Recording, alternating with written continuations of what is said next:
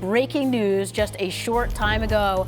Adam, the latest on Tua Tagovailoa. Susie, this afternoon, Tua Tagovailoa reported symptoms to doctors, and head coach Mike McDaniel confirmed a short time ago that Tua Tagovailoa is in concussion protocol once again. This would seem to be the second time this season. He's been involved in 3 different incidents with his head injury, and now there are questions about whether he'll be available for Sunday's game, in addition to his future, because this is scary and this is unsettling, everything that he's going through right now. From a football standpoint, you're looking at a team that was 8-3 and on the verge of making a real move in the playoffs. Yeah. They've now lost 4 straight. They're supposed to play in New England on Sunday. It now looks like there's a real possibility that they could be without Tua Sunday and potentially beyond. And let's hope that Tua Tagovailoa gets the treatment he needs and he gets well soon. Well, here's the thing I'll say first. There shouldn't be any question. There have been 3 incidents, Buffalo, Cincinnati, and yesterday. If we're serious about health and safety in the National Football League, if we're serious coming off a few years off the concussion lawsuit, if we're serious about protecting our players, Tua Tagovailoa shouldn't play anymore this season, period. Now, if we want to go back on that and have some and waffle on that, then that's the NFL's business. But I think we can clearly state 3 that we know of, 3 that we saw some visible signs where this young man was impaired. Yes.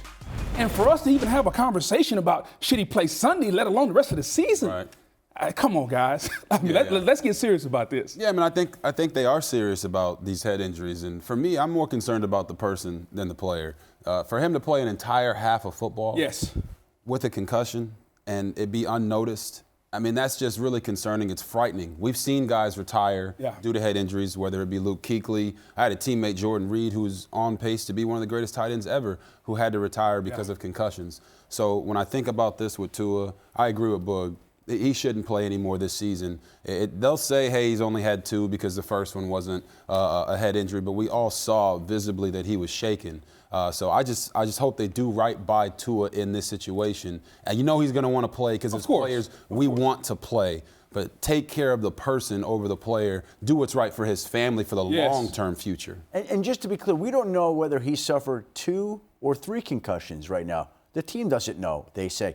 But we've seen 3 clear-cut incidents in which his head was involved in a whiplash-type action. It was a violent hit. He's had to come out of the game or miss a game. And so here we are again with the same player going through the same issues at what becomes a critical point in the season for them. They changed the protocol after, even though they said the first one wasn't an incident, they changed the protocol. Remember that. After the issue with them in the Buffalo Bill game, they changed their protocol. Right. They said that if there's any signs of ataxia, any signs of impairment, the player comes out of the game. Now, yesterday, the hit that caused this seems to have come in the second quarter. Now, again, the Dolphins say they didn't know about it until today when Tua reported it to them. But we're going to operate under the assumption, because we've looked at the hits to see when he would have taken this hit. And you'll see when he falls down, his head rather violently comes down to the ground and slams backwards. By the way, looks a little bit similar to the types of plays that he was involved in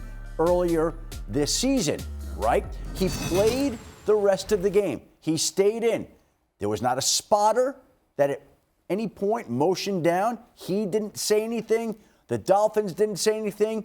And today, he reported the symptoms, which opens up a whole host of questions about what happened there, his future this season, his future in the NFL overall.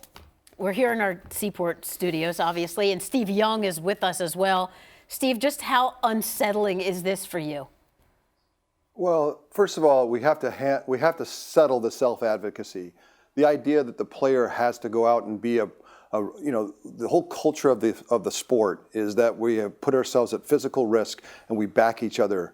And in that way, it creates an environment where you're going to play hurt. You're going to be, if you felt your bells rung a little bit, and every guy in the Robert Booger knows this, you're going to play. So the idea that we have a protocol that now, with self-advocacy not really available to the players, that's still subjective. So what you're describing is someone's supposed to be watching Tua and look into his eyes and subjectively say, oh, you're struggling. Now, with these kinds of concussions, multiple now, it takes less. We know that. They're more dangerous.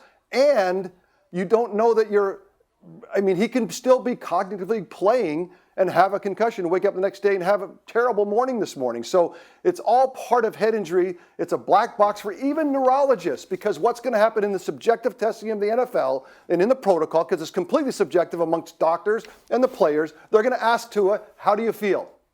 And then Tua's going to tell him how he feels, and that's how you decide whether he can play or not over time. There are some other things that they can kind of list, but where's the objective testing? There's technology for objective testing. I have to scream it into the wind. Objective testing will tell you whether Tua's hurt or not. It's available. Put it into the protocol. It's in college. What are we doing? Thank you for watching ESPN on YouTube. For live streaming sports and premium content, subscribe to ESPN+.